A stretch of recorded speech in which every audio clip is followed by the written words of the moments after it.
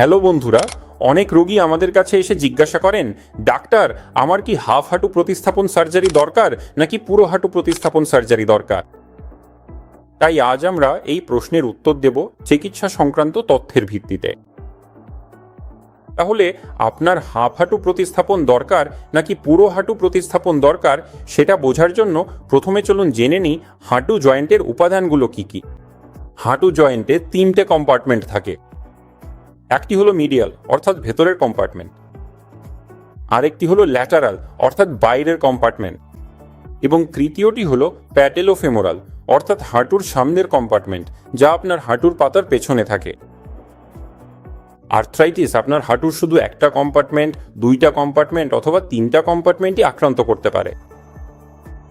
তাহলে সাধারণত যদি কারো শুধু একটি কম্পার্টমেন্টে, ধরুন ভেতরের কম্পার্টমেন্ট বা মিডিয়াল কম্পার্টমেন্টে সমস্যা হয়, তাহলে আমরা অর্ধেক হাঁটু প্রতিস্থাপন, যেটাকে টেকনিক্যালি ইউনিকন্ডাইলার নি রিপ্লেসমেন্ট বলা হয়, সেই ধরনের সার্জারির কথা ভাবতে পারি। এখানে লক্ষ্য থাকে হাঁটুর শুধু ক্ষতিগ্রস্ত অংশটি পরিবর্তন করা। আমরা হাঁটুর সব সুস্থ হাড় সংরক্ষণ করি, আমরা হাঁটুর সব লিগামেন্টও সংরক্ষণ করি, আর এর সুবিধা হলো এটি হাঁটুতে সম্পূর্ণ গতিশীলতা দেয়। রোগীর কাছে এটি স্বাভাবিক হাঁটুর মতোই প্রাকৃতিক অনুভূতি দেয়। এটি অনেক বেশি নিরাপদ এবং অনেক দ্রুত একটি সার্জারি। এছাড়াও হাসপাতালে মাত্র 2 দিন থাকতে হয় এবং আমরা সার্জারির দিনই রোগীকে হাঁটাতে পারি।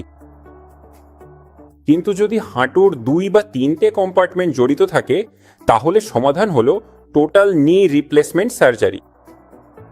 এখানে আমরা পুরো জয়েন্টের পৃষ্ঠ পরিবর্তন করি। এখানেও হাঁটুতে কোনো বিকৃতি থাকলে সেটিও আমরা ঠিক করে দিই। যাদের হাঁটুতে বিকৃতি আছে বা গুরুতর আর্থ্রাইটিস আছে, তাদের জন্য অর্ধেক হাঁটু প্রতিস্থাপনের তুলনায় এটি অনেক ভালো এবং দীর্ঘস্থায়ী একটি পদ্ধতি।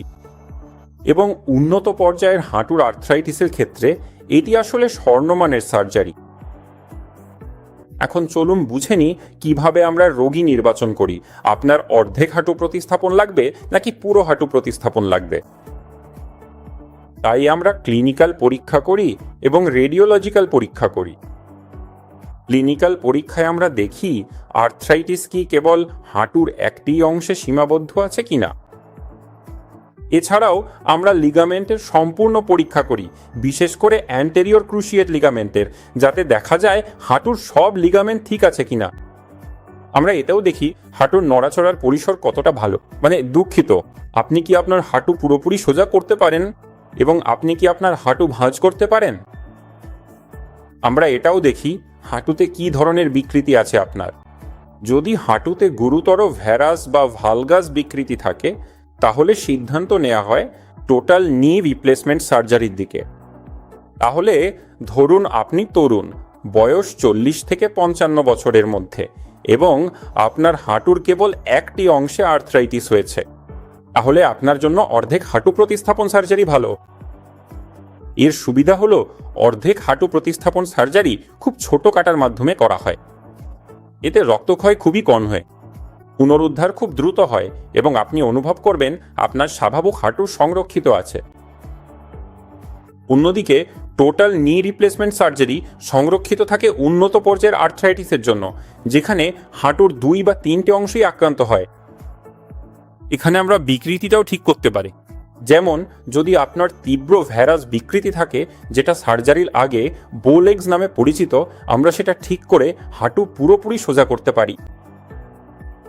এছাড়াও এটি ভবিষ্যতে দীর্ঘস্থায়ী এবং নির্ভরযোগ্য ফলাফল দেয়।